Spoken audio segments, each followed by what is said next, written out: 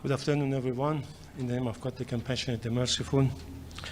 As you are aware, yesterday the foreign ministers of 3 European countries submitted a letter to the Security Council invoking the so-called snapback notification process with the sole intention to blackmailing Iran and exerting political pressure. In parallel, France and the United Kingdom requested a close Council meeting in an attempt to justify this unlawful and politically motivated move and to instrumentalize the Council against Iran. This meeting has just concluded.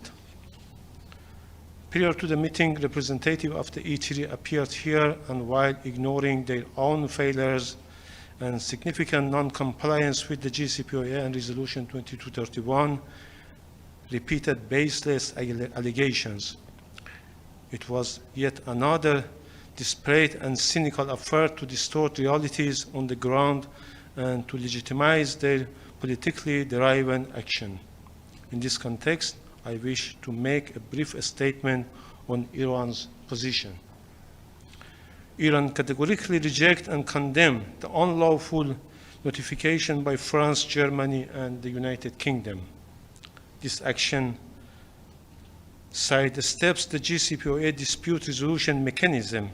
It is an illegal attempt to bring back terminated resolution.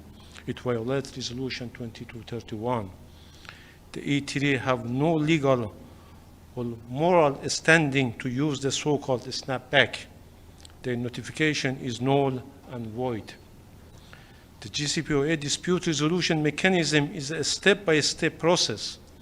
It was designed to prevent abuse by parties like E3, who themselves have not respected their obligation. Some Council members, including China and Russia, confirmed that the E3 have not followed the proper procedure.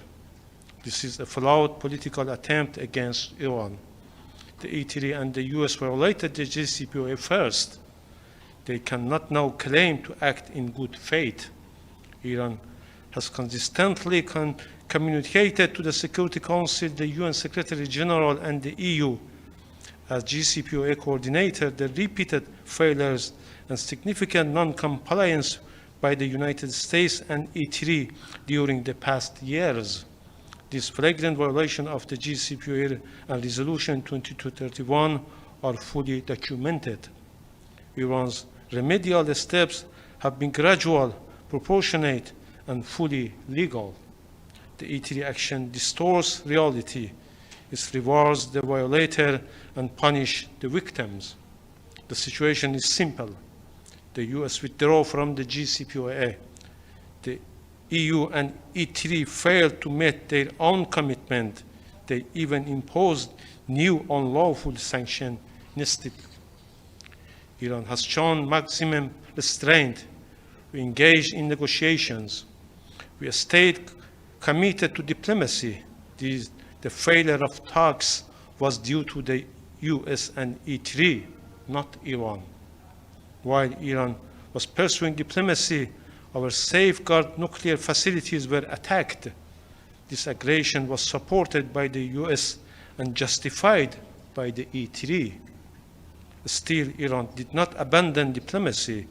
We continued to engage with E3 and the agency. We remain open to the fair negotiations. The reckless so-called snapback attempts undermine these efforts. It will be met with decisive and proportionate response. Iran stands ready to work constructively with the members committed to diplomacy, fairness, and peace.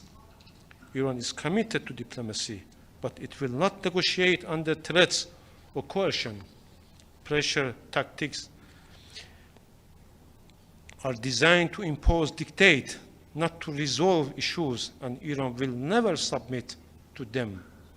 We believe the Resolution 2231 must be implemented according to its original terms without political manipulation.